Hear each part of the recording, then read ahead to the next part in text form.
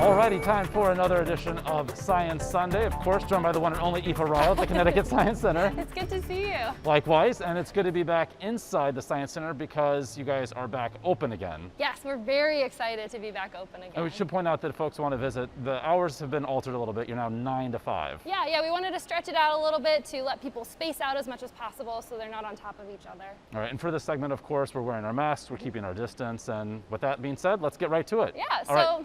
I was sitting there, I was thinking about my favorite meteorologist, and I'm like, maybe I could do some weather-themed science. Why not? Right? So we're gonna make a cloud inside of a bottle today. And this is actually something you can do at home, which would be just kind of cool. Let's do it, yeah. So all you need is, to start off with, is an empty bottle and some isopropyl alcohol. So, you know, the stuff you can get at any pharmacy. Yes. So you're gonna pour a little bit of that isopropyl into the bottle. And you just a little bit. Just a little bit, just a little to the end. The reason we use isopropyl is that it turns into a gas at room temperature. So that'll come into play later. So I'm just gonna coat the edges, and then what I'm gonna do is seal the top attached to a bike pump. If you don't have a cork, you can put a piece of duct tape and then just poke a hole. Okay. All right, so what I'm gonna have you do is pump some air into our bottle. All right. So we are forcing air into the bottle, and you might be able to notice that as on our thermometer here, all right, that's probably pretty good. As our air goes in, our temperature goes up, and then I'm gonna pop the top off, and we made a cloud. That is awesome. Isn't that cool? That is so neat. So what happened here is, like we said, as we pumped air in, the temperature inside this bottle went up, right? Because the ideal gas law says that when we increase the pressure, the temperature goes up. All right.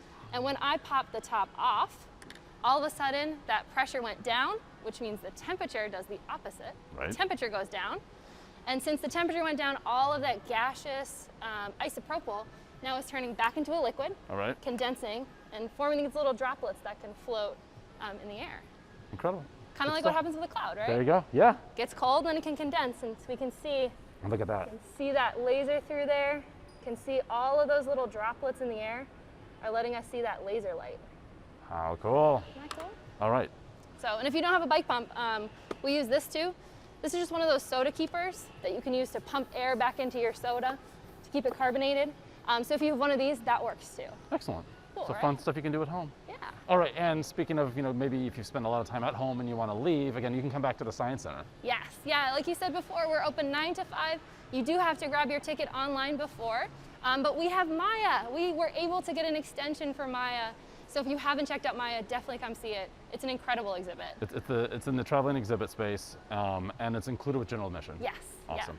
Now, earlier you said favorite meteorologist, so is that Bruce, Scott, Mike, or Melissa? I don't know, it doesn't seem to be on that list. On that note, all right, Aoife, thank you so much. And of course, we'll see you for another edition of Science Sunday next weekend.